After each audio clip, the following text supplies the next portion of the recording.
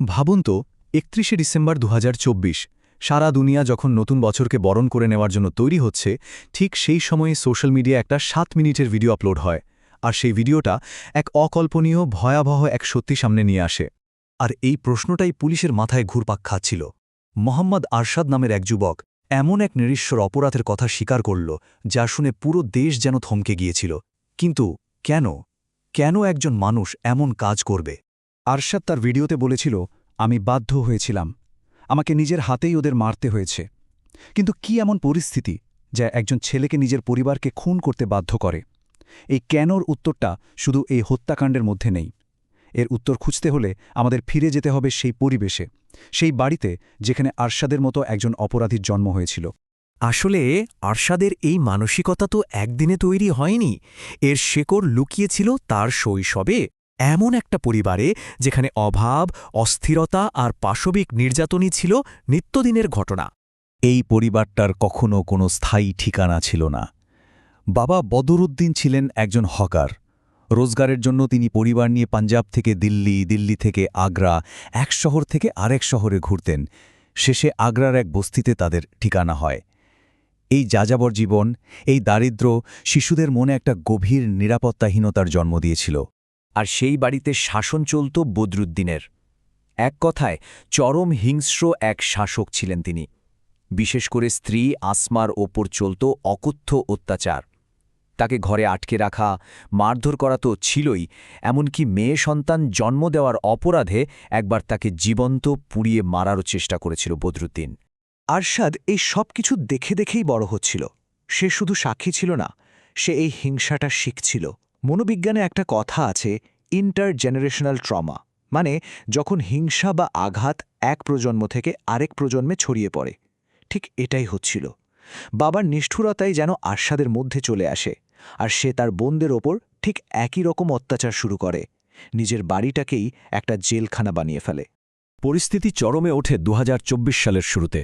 বদরুদ্দিন একটা উইল করেন যেখানে তিনি তার ছেলে আরশাদকে সম্পত্তি থেকে বঞ্চিত করে সবকিছু ৪ মেয়ের নামে লিখে দেন। আর এতেই আরশাদ যেন পাগল হয়ে যায়। সে তার বাবার ওপর হামলা করে, এমনকি তাকে ছাদ থেকে ঝুলিয়ে দেয়। প্রতিবেশীরা এসে না বাঁচালে সেদিন হয়তো অন্য কিছু ঘটে যেত। এর কিছুদিন পরেই ১৮ই ডিসেম্বর 2024 পুরো পরিবারটা হঠাৎ করে আগ্রার বাড়ি ছেড়ে উধাও হয়ে যায়, কাউকে কিছু না বলে, কাউকে না জানিয়ে। তারা আগ্রা থেকে আজমির, আজমির থেকে জয়পুর আর শেষে পৌঁছায় লখনৌতে। মা আর ৪ বোনের জন্য এটা ছিল একটা ছুটির সফর, হয়তো একটা নতুন শুরুর স্বপ্ন। কিন্তু তারা জানত না আরশাদ আর বদরুদ্দিনের মাথায় তখন অন্য পরিকল্পনা ঘুরছিল। তাদের জন্য এই যাত্রাটা ছিল একটা গণহত্যাকাণ্ডের জন্য সঠিক জায়গার খোঁজ। জয়পুরেই তারা প্রথমবার চেষ্টাটা করে।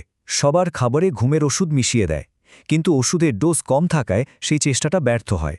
পরের দিন সকালে যখন সবাই সুস্থভাবেই ঘুম থেকে ওঠে, তখন বাবা ছেলে তাদের নাটকটা চালিয়ে যায়।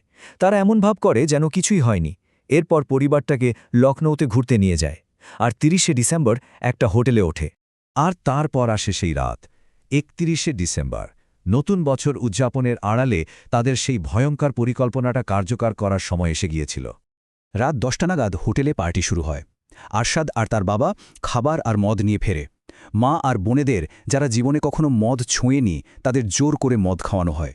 উৎসবের নামে তাদের বেহুশ করে দেওয়া হয় যাতে তারা কোনো প্রতিরোধই করতে না পারে। রাত ২টো, যখন সবাই গভীর ঘুমে, তখন শুরু হয় সেই নারকীয় কাণ্ড। এটা ছিল একেবারে ঠান্ডা মাথায় করা একটা হত্যাকাণ্ড। বদরুদ্দিন তার স্ত্রী আসমাকে তার নিজের ওড়না দিয়েই শ্বাসরোধ করে, আর আরশাদ তখন তার মায়ের পা দুটো চেপে ধরেছিল। এরপর একটা সার্জিক্যাল ব্লেড দিয়ে তারা ৩ বড় বোনকে খুন করে। শেষে যখন আরশাদ তার ৯ বছরের ছোট বোন আলিয়াকে মারতে ইতস্তত করছিল, তখন বদরুদ্দিন নিজেই সে কাজটা করে। ঘটনার পর আরশাদ পুলিশের কাছে আত্মসমর্পণ করে, আর বদরুদ্দিন ২৬ দিন পর ধরা পড়ে। কিন্তু যখন তাদের জিজ্ঞেস করা হয় কেন তারা এই কাজটা করল, তখন বাবা আর ছেলের গল্প দুটো একদম আলাদা হয়ে যায়। দেখুন দুজনের গল্পটা কেমন। আরশাদ বলে প্রতিবেশীরা নাকি তার বোনেদের অপহরণ করে বিক্রি করে দেওয়ার হুমকি দিচ্ছিল, তাই সে তাদের সম্মান বাঁচানোর জন্য খুন করেছে। কি অদ্ভুত যুক্তি, তাই না? অন্যদিকে বদরুদ্দিনের গল্পটা আবার অন্য। সে বলে প্রতিবেশীরা তাকে অপমান করত, তাই তাদের ফাঁসানোর জন্য সে পুরো পরিবারকে মেরে ফেলার পরিকল্পনা করেছিল। একজন শাস্তে চাইছে রক্ষাকর্তা, আর অন্যজন নিতে চাইছে প্রতিশোধ। এই পুরো ঘটনাটা আমাদের একটা খুব কঠিন প্রশ্নের সামনে দাঁড় করিয়ে দেয়, বিশ্বাসঘাতকতার প্রশ্ন। যখন পরিবার, যা কিনা সবচেয়ে নিরাপদ আশ্রয় হওয়ার কথা, সেটাই যখন বিপদের কারণ হয়ে দাঁড়ায়। একটা পুরনো কথা আছে, খুব সুন্দরভাবে এই পরিস্থিতিটা ব্যাখ্যা করে। যদি গাছের ডালি তার ফুলের সাথে বিশ্বাসঘাতকতা করে, তাহলে যারা ফুল ছিঁড়তে আসবে তাদের হাত থেকে কে বাঁচাবে? এখানে তো ঠিক তাই হয়েছে। বাবা আর ভাই, যাদের রক্ষক হওয়ার কথা ছিল, তারাই হয়ে উঠল ভক্ষক। আসলে এই গণহত্যার বীজটা তো সেই দিনই বোনা হয়ে গিয়েছিল, যেদিন থেকে ওই বাড়িতে হিংসা আর অত্যাচার স্বাভাবিক ঘটনা হয়ে উঠেছিল। একটা পরিবেশ যেখানে নিষ্ঠুরতা এক প্রজন্ম থেকে আরেক প্রজন্মের কাছে শেখার বিষয় হয়ে দাঁড়ায়।